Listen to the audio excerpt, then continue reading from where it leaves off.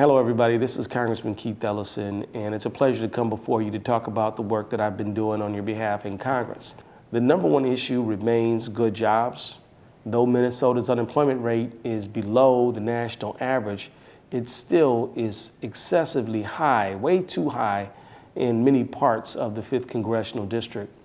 Therefore, even for people who have a job, we've got to make sure that they keep those jobs. And for the masses of unemployed people, we've got to make sure that we're building good jobs. Housing.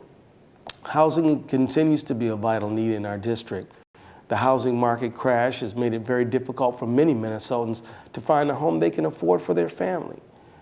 94% of Minnesota counties lack any affordable rental housing, and nearly 1 in 7 Minnesotans pay more than half of their income in housing. So what we're doing about it? One of the pieces of legislation that I've been strongly advocating for is Preserving American Homeownership Act. And this is a bill that would allow struggling homeowners to qualify for more affordable monthly mortgage payments, ending foreclosure for many Minnesota families, and strengthening the housing market. This is vitally important to me. My office works with people who are facing foreclosure all the time. Civil and human rights has also been a priority of my office, and will continue to be into the future. One of those issues under the topic of civil and human rights is immigration reform. And immigrant communities in the 5th Congressional District and across the country have experienced difficulty over the past decade sending money abroad to support their loved ones. These are known as remittances. Well, to solve the problem of so many Somali and Oromo families being unable to have a bank they can go to facilitate money to their loved ones in Somalia and in East Africa, we come up with a bill known as the Money Remittances Improvement Act. The bill is very simple.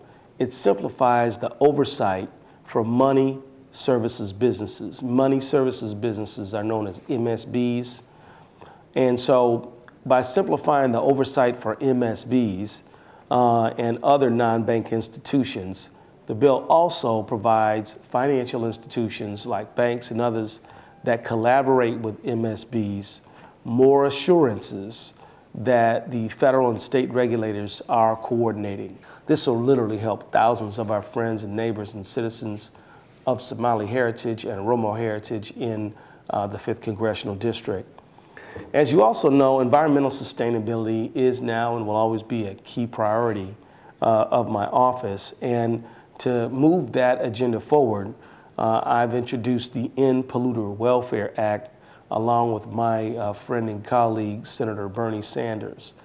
We can save money and build a safe energy future if we put people, not fossil fuel companies, back in charge of our democracy. What this bill does is basically take subsidies to the tune of about $110 billion every 10 years to big oil companies and others, and says, no, you have to compete in the free market just like every other company, just like the folks who are trying to make a go of it on Broadway or Chicago Avenue or Hennepin Avenue or anywhere in the district. The big oil companies would not be able to get subsidies that allow them to compete with an advantage. Another bill on environmental sustainability is a bill on invasive carp. I was glad to be able to be joined by my colleagues in Minnesota and in both sides of the aisle, Republican and Democrat. These species of carp are now making their way up from Arkansas, up the Mississippi River. They've gotten to the Quad Cities down in the Illinois area, and they're making their way as far as Minnesota, and some have been found up in our state. These fish are very, very dangerous to the ecosystem because they eat everything. They're like living vacuum cleaners. And in some parts of the Mississippi River, south of Minnesota, 95% of the fish stock are these invasive carp because they've outcompeted all the other native species. This is a real danger, not only to the recreational industry that depends upon fishing, but also to the native species and the natural environment of our Mississippi River. And it constitutes a real threat to the livelihood of many Minnesotans.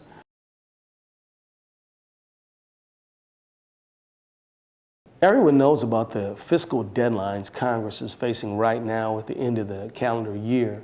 And I've been spending time in Washington trying to solve these problems.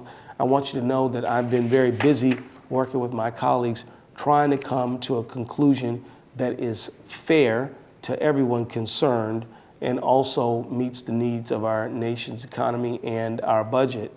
And so one of the efforts that I've been pushing very strenuously is the deal for all. Now, this is a deal that we believe that any deal that Congress comes up with must have the following features. One, it needs to protect the most vulnerable. Social Security, Medicare, and Medicaid should not be cut to beneficiaries. We don't mind changes to the program that improve the life of the program or strengthen the program, but to tell someone who's perhaps aged or disabled or a child that they have to go by with less simply because some others want to maintain a tax cut isn't right, and we're going to fight to make sure that that doesn't happen. Two, military has to share in the cuts.